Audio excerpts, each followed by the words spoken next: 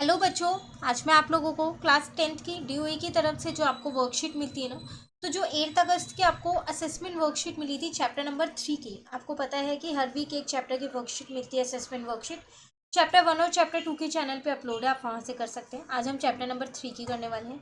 English और हिंदी दोनों ही medium में कर लेंगे। काफ़ी आसान वर्कशीट है। टोटल 6 to 7 क्वेश्चन है, जिसमें क्वेश्चन नंबर 1 to 4 आपके पास एमसीक्यू क्वेश्चन है और बाकी के बचे हुए क्वेश्चन आपको पूरे सॉल्व करके दिखाने हैं। ठीक है। देखिए क्वेश्चन नंबर 1 में आपसे यहाँ पर क्या कह रहा है। The pair of linear equation, आपको ये दो पेयर दे रखे हैं लीनियर इक्वेशन के, बताओ ये क्या होंगे। इनकंसिस्टेंट होंगे, कंसिस्टेंट होंगे, या फिर यूनिक सॉल्यूशन के साथ हैं, मैनी सॉल्यूशन के साथ हैं, या फिर टू सॉल्यूशंस के साथ हैं, वो बताना है। ठीक है। हिंदी मीडियम में देखें तो रैखिक समीकरण, दो आपको समीकरण दे रखे हैं, इनका युग्म होगा कैसे। अनेक हल सहित संगत होगा या फिर असंगत होगा, कौन से होगा ये आपको बताना है यहाँ पर।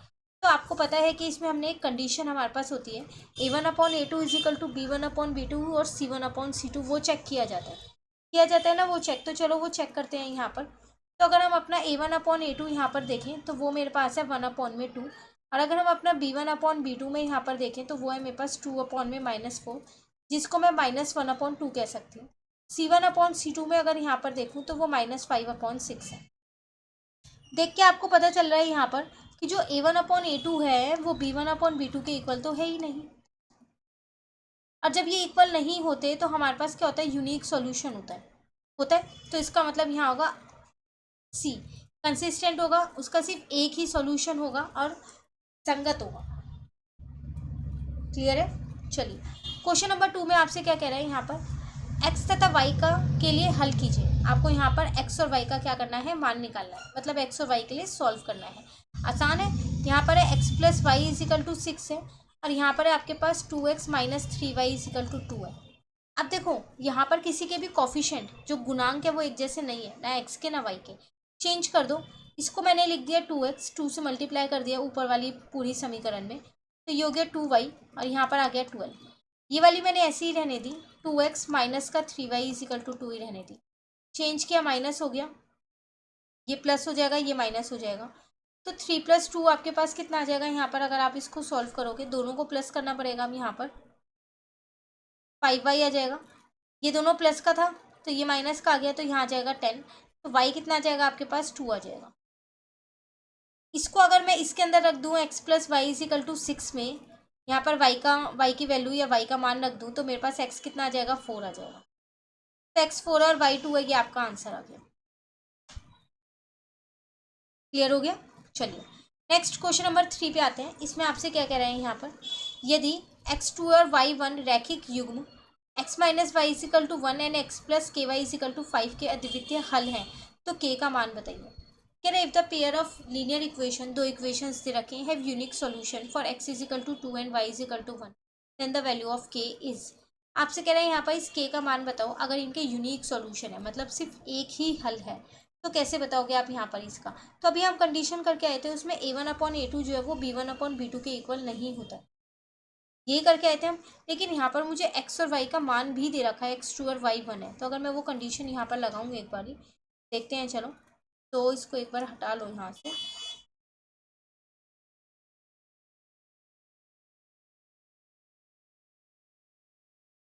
देखो A1/A2 मेरे पास कितना है, यहाँ पर 1/1 ही है, क्योंकि x के आगे भी 1 है, y के आगे, इस x के आगे भी 1 है। B1/B2 की अगर मैं यहाँ पर बात करूँ तो वो -1/k है, पर ये दोनों इक्वल नहीं होते हैं। तो अगर मैं इसमें वो कंडीशन लगाने वाली हूँ तो यहाँ पर मेरा k का मान नहीं निकल पाएगा, नहीं निकलेगा ना। तो आप इसमें क्या कर सकते हो, ये कंडीशन ना लगा के जो आपको x और y का मान दे रखा है ना, उसको किसी भी एक समीकरण में रख दो, किसी भी एक के अंदर है। मतलब अगर आप इसमें रखते हो तो इसमें k तो है ही नहीं, तो इसमें रखने का कोई फ़ायदा नहीं होगा। आप यहाँ पर लो k प्लस x प्लस में के वाई इजिकल टू 5, x की जगह आप 2 रख दो, k ऐसे ही रहने दो, y की जगह आप 1 रख दो, तो ये हो जाएगा 2 उधर चला गया, तो k की वैल्यू कितनी आ गई, 3 आ गई आपके पास। क्लियर हुआ। चलिए नेक्स्ट आते हैं क्वेश्चन नंबर 4 पे। आपसे यहाँ पर क्या कह रहा है, इसमें k का मान जिसके लिए रैखिक समीकरण युग्म का कोई हल नहीं है। कह रहा है k का मान बताओ अगर आपको दो रैखिक समीकरण दे रखे हैं और उनका कोई हल नहीं है, मतलब वो नो सॉल्यूशन वाला केस है। इंग्लिश मीडियम में वो आपसे कह रहा है the value of k, k की वैल्यू बताओ जिसमें इन दोनों इक्वेशन के नो सॉल्यूशन है। तो नो सॉल्यूशन की कंडीशन क्या होती है, A1/A2 जो है वो B1/B2 के इक्वल होता है, पर वो C1/C2 के इक्वल नहीं होता है, यही होती है। तो चलिए हम यहाँ पर रखते हैं इसको। तो अगर मैं यहाँ पर देखूँ अपना मेरा A1/A2 कितना है यहाँ पर, वो है K/3। और अगर मैं अपना B1/B2 देखूँ तो वो मेरे पास कितना है यहाँ पर 2/4 है, जिसको मैं 1/2 लिख सकती हूँ। C1/C2 मेरे पास कितना है 5/1 है। तो मैं इन्हीं दोनों से निकाल पाऊंगी K का, तो है ना। तो इसका मतलब K/3 बराबर में मैं 1/2 और नॉट इक्वल टू मैं 5/1, यही है। तो बस इन्हीं दोनों से सॉल्व कर लो। तो ये आपके पास कितना आ जाएगा यहाँ पर 2K आ जाएगा ना यहाँ पर 2K आपके पास। और यहाँ पर आपके पास कितना आ जाएगा 3। तो K कितना आ जाएगा आपके पास 3/2 आ जाएगा। तो इसका आंसर आपके पास A आ जाएगा। क्लियर हुआ। चलिए नेक्स्ट क्वेश्चन नंबर 5 पे आते हैं। इसमें आपसे क्या कह रहे हैं यहाँ पर, Sabina went to a bank ATM to withdraw 2000. She received 50 rupees and 100 rupees note only. If Sabina got 25 notes in all, how many notes of rupees 50 and 100 did she receive? Hindi medium में कह रहा है सबीना 2000 निकालने के लिए एक bank के ATM में गई, उसे केवल 50 और 100 के नोट प्राप्त हुए। यदि सबीना को कुल 25 नोट प्राप्त हुए तो उसे 50 और 100 के कितने कितने नोट प्राप्त हुए। देखो एक लड़की है, वो एक बैंक में गई 2000 रुपये निकालने के लिए। अब जब हम बैंक से एटीएम से पैसे निकालते हैं तो वो किसी भी फॉर्म में आ सकते हैं, मतलब 500 का भी आ सकता है, 100 का भी आ सकता है, 50 का भी आ सकता है ना। तो उस लड़की को 50 और 100 के नोट मिले। मुझे ये नहीं बताया उसे 50 के कितने नोट मिले और 100 के कितने मिले हैं, वो तो मुझे निकालना है। लेकिन इतना मुझे ये बता दिया इस क्वेश्चन में कि उसको टोटल 25 नोट मिले दोनों के मिला के। तो इसका मतलब यहाँ पर मुझे कुछ ना कुछ लेट करना पड़ेगा, तभी हो पाएगा ये क्वेश्चन मेरा, है ना। तो चलो फिर यहाँ पर लेट कर लेते हैं हम। तो सबसे पहली बात मैंने यहाँ पर लेट कर लिया। तो नंबर ऑफ मैंने 50 रुपी नोट्स को एक्स मान लिया, लेट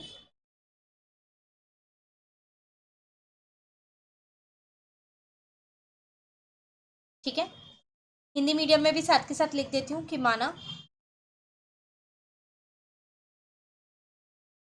50 के नोटों की संख्या, ठीक है ना, हम ये लिख सकते हैं ना यहाँ पर।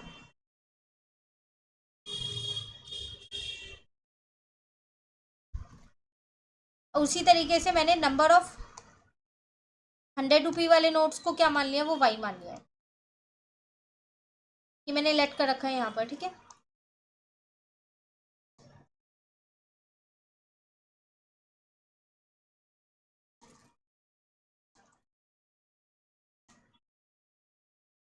क्लियर है। अब अगर हम अपने क्वेश्चन के अकॉर्डिंग देखें तो हमारे को यहाँ से सीधा सीधा दो इक्वेशंस मिल जाएंगी। वो कौन सी, एक तो वो कह रहा था कि दोनों के मिला के 25 नोट हैं उस पर, तो एक तो हो जाएगी मेरे पास x+y = 25, और दूसरा कह रहा है उसने 2000 रुपये निकाले हैं। तो फिर मैं ये कह सकती हूँ ना कि 50 है तो 50x 50 रुपीज़ की नोट, 100 है तो 100y हो जाएगा, 100 रुपीज़ की नोट = 2000 हो जाएगा। इसको हम थोड़ा सा सॉल्व कर सकते हैं। यहाँ से हम 50 को कॉमन ले लेते हैं, बाहर उपनिष्ट कर लेते हैं, तो x प्लस का यहाँ पर आ जाएगा 2y, ठीक है। और ये आपके पास 2000 ऐसी है। अब यहाँ x प्लस का 2y इज इक्वल्स टू में 50 यहाँ पर मल्टीप्लाई का है, इस साइड आ जाएगा तो डिवाइड का हो जाएगा, तो आपके पास कितना आ जाएगा 40। ये समीकरण 1 मान लो, इक्वेशन 1, इसको दूसरी मान लो, सॉल्व कर लो यहाँ पर। सॉल्विंग इक्वेशन 1 एंड 2, ठीक है। हिंदी में भी लिख देती हूँ, समीकरण 1 और 2 को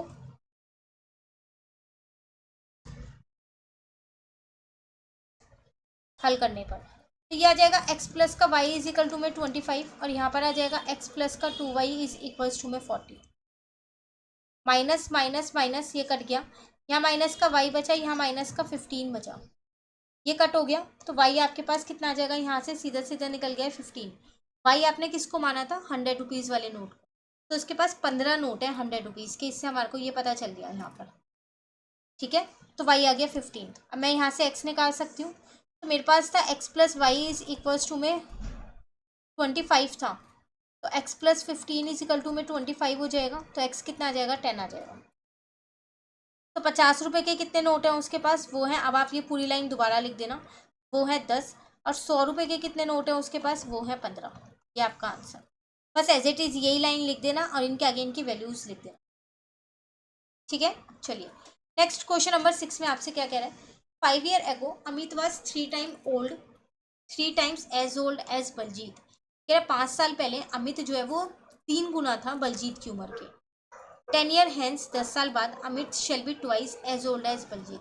10 साल बाद वो अमित की एज के ट्वाइस हो जाएगा, तो उनकी प्रेजेंट एज बताओ। हिंदी मीडियम में देखें तो कह रहा है 5 वर्ष पूर्व अमित की आयु बलजीत की आयु से 3 गुना थी। 5 साल पहले अमित बलजीत की आयु से 3 गुना ज्यादा था। 10 वर्ष पश्चात, अब 10 वर्ष के बाद अमित की आयु जो है वो बलजीत की आयु से दुगनी हो जाएगी। तो उनकी आज की वर्तमान की आयु क्या है वो आपको यहाँ पर बतानी है, तो लेट करनी पड़ेगी वो भी। यहाँ पर लेट करते हैं, लेट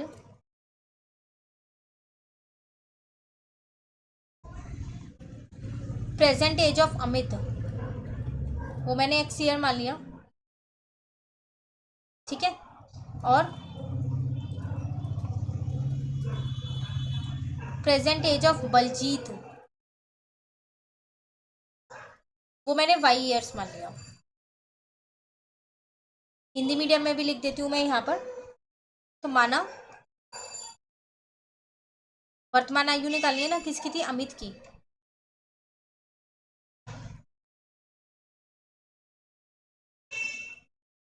अमित की वर्तमान आयु एक्स ईयर है, ठीक है। और दूसरा कौन था हमारे पास, बलजीत था।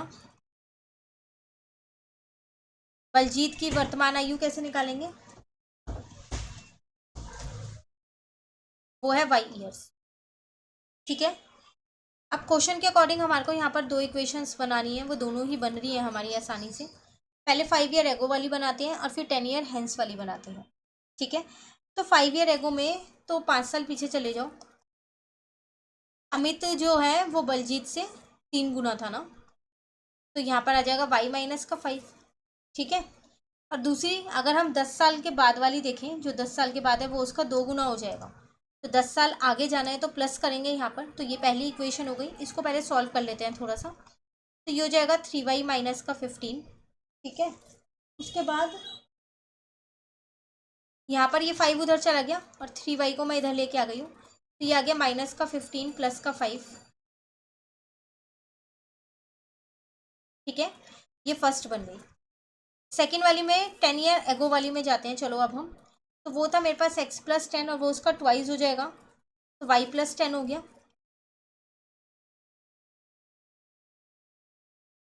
तो ये 2y प्लस का 20 हो जाएगा यहाँ पर। तो ये x माइनस का 2y यहाँ आ गया, और ये 10 उधर जाएगा तो 10 बचेगा, माइनस हो जाएगा। बस अब इन दोनों को आप सॉल्व कर लो, 1 और 2 को। सॉल्विंग इक्वेशन 1 और 2, समीकरण 1 और 2 को हल करने पर तो ये हो गया x माइनस का 3y is equal to minus का 10। यहाँ हो गया आपके पास x माइनस का 2y इज इक्वल टू में 10। माइनस साइन चेंज हो जाएगा क्योंकि ये तो कट जाएगा, ये प्लस है तो यहाँ पर माइनस आ जाएगा। तो ये आपके पास आ गया माइनस का y, यहाँ आ गया माइनस का 20। तो y मेरा निकल के आ गया यहाँ पर 20। y मैंने क्या माना था, बलजीत की एज को माना था, उसकी प्रेजेंट एज को y माना था ना। अब इससे हम क्या कर सकते हैं, अपना x निकाल सकते हैं। किसी भी एक समीकरण में, किसी भी एक इक्वेशन में आप इसको रख दो तो आपके पास क्या आ जाएगा, यहाँ पर से x निकल के आ जाएगा। तो चलो उसको निकालते हैं। अब यहाँ पर लिख देती हूँ, पुट इन इक्वेशन 1, समीकरण 1 में रखने पर। तो इक्वेशन 1 मेरे पास यहाँ पर है, x माइनस का 3y is equal to minus का 10 है।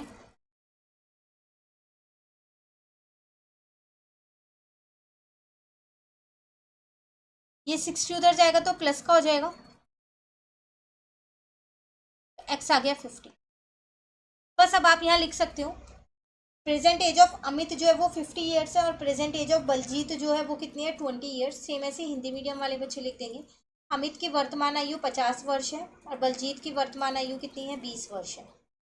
लास्ट में ये लाइन ज़रूर लिख दीजिएगा, ठीक है। चलिए एक ही क्वेश्चन रह गया, फिर ये वर्कशीट कंप्लीट हो गई। इसको और कर लेते हैं हम यहाँ पर।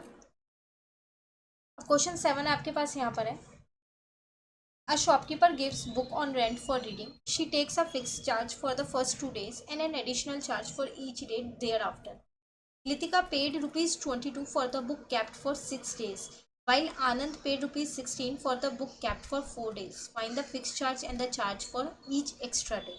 एक बार हिंदी मीडियम में और रीड कर लेते हैं, फिर दोनों को एक साथ ही समझा दूंगी। कह रहा है एक दुकानदार किराए पर पढ़ने के लिए पुस्तक देती है। वह पहले 2 दिन के लिए एक नियत किराया लेती है और उसके बाद प्रत्येक दिन का अलग किराया है। लितिका ने 6 दिन तक एक पुस्तक रखने के लिए ₹22 दिए, जबकि आनंद ने एक पुस्तक 5 दिन तक, एक सेकेंड देखिए, यहाँ पर हिंदी मीडियम में यहाँ पर 5 लिखा और इंग्लिश मीडियम में 4 लिखा, ठीक है, तक रखने के लिए ₹16 दिए। नियत किराया तथा प्रत्येक अतिरिक्त दिन का किराया ज्ञात कीजिए। क्वेश्चन में आपसे क्या कह रहा है, एक दुकानदार है, वो क्या करता है, बुक्स को देता है रेंट पर, मतलब कि किराए पे देता है, तो वो एक फिक्स चार्ज लेता है। फिक्स मतलब अगर आप 2 दिन बुक रखोगे तो इतना चार्ज रहेगा ही, चाहे आप 1 दिन रखो चाहे 2 दिन, फर्स्ट 2 डेज का वो चार्ज फिक्स रहता है, वो इतना लेगा। और बाकी का जो एडिशनल चार्ज होता है वो हर दिन के हिसाब से है, मतलब अगर आप 4 दिन रखोगे तो आगे के 2 दिन के बाद तीसरे दिन मान लो ₹5 लगेंगे, चौथे दिन भी ₹5 लगे, तो हर दिन 5-5 रुपये लगते हैं, ठीक है, ऐसे है। स्टार्टिंग के 2 डेज का जो है वो फिक्स्ड है आपके पास। अब यहाँ पर आपसे कह रहा है 2 जने हैं, एक लितिका है और एक आनंद है, उसने टोटल ₹22 दिए, इसके अंदर वो उसका फिक्स चार्ज भी इंक्लूड है, ठीक है, जो और जो आगे का हर दिन का चार्ज लगा होगा वो भी इंक्लूड है। उसने बुक टोटल 6 दिन रखी थी, तो उसने 4 दिन बुक को फालतू रखा, 2 दिन तो उसे फिक्स वाला देना था 4 दिन का, और उसने किराया दिया होगा। आनंद ने ₹16 दिए, तो 4 दिन का तो उसने 4 दिन रखे उसने, तो 2 दिन का तो उसने फिक्स वाला दिया होगा और 2 दिन का उसने एक्स्ट्रा वाला दिया होगा। अब आपको वही फिक्स चार्ज और जो charge for each extra day है, मतलब हर प्रतिदिन का जो किराया है, वो आपको यहाँ पर बताना है। तो दोनों चीज़ को हमको कुछ ना कुछ मानना पड़ेगा, उसके बाद ही हम यहाँ पर निकाल पाएंगे, ठीक है। तो यहाँ पर मैं 4 से ही करवा रही हूँ क्वेश्चन, आप एक बार देख लेना, कंफर्म कर लेना 4 है या 5 है। चलो यहाँ पर लेट कर लेते हैं हम। तो हमने यहाँ पर लेट किया, लेट जो हमारे पास फिक्स चार्ज है, ठीक है, वो हमारे पास एक्स है, और जो हमारे पास एडिशनल चार्ज है, ये मैंने लेट किया है, ठीक है,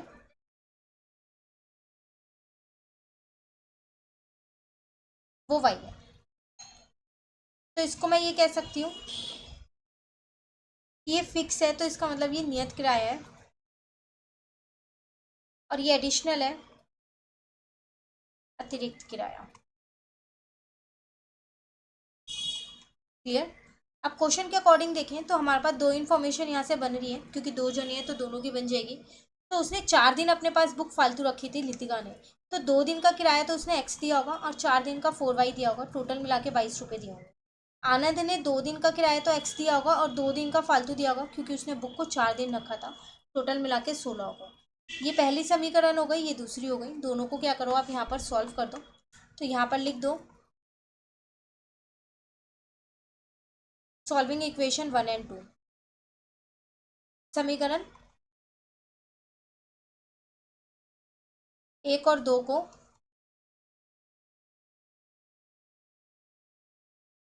हल करने पर तो हो जाएगा x प्लस का 4y इज इक्वल टू में 22, यहाँ पर आ जाएगा x प्लस का 2y इज इक्वल्स टू में 16, माइनस माइनस माइनस ये कट हो गया, तो ये आ गया 2y, और यहाँ पर कितना बचा 6, तो यहाँ से आपका y निकल के आ गया सीधा सीधा 3, मतलब हर दिन का जो किराया लग रहा था वो ₹3 लग रहा है, हर दिन ₹3 लगते जाएंगे। 6 वाला भी निकाल लेते हैं अब यहाँ पर, इसको किसी भी एक में रख दो, पुट इन इक्वेशन 1, समीकरण 1 में रख रही हूँ मैं इसको यहाँ पर, तो x प्लस का 4y इज इक्वल्स टू में 22 था, तो x प्लस का 4y की जगह 3 आ जाएगा, तो ये आपके पास कितना हो गया, यहाँ पर 12 हो जाएगा, तो x आ गया 10। मतलब जो फिक्स चार्ज था, मतलब जो 2 दिन का लगना ही लगना था, वो आपके पास कितना है यहाँ पर ₹10, ठीक है, और जो हर दिन का लगना है वो आपके पास कितना है यहाँ पर, वो कितना निकाला आपने, ₹3 हर दिन का लगना है। क्लियर हुआ क्वेश्चन, कहीं पर दिक्कत तो नहीं है क्वेश्चन में, कहीं भी आपको दिक्कत लगे आप कमेंट करके पूछ सकते हैं, बस लास्ट में लिख ज़रूर दीजिएगा कि जो आपका फिक्स चार्ज है वो कितना है, ₹10, जो एडिशनल चार्ज है वो ₹3, सेम ऐसे हिंदी मीडियम वाले बच्चे लिख देंगे। क्लियर। इसी के साथ आपकी वर्कशीट कंप्लीट हो गई है, असेसमेंट वर्कशीट थी, काफ़ी इंपॉर्टेंट है, अच्छे से कर लेना, दिक्कत हो तो कमेंट करके पूछ लेना।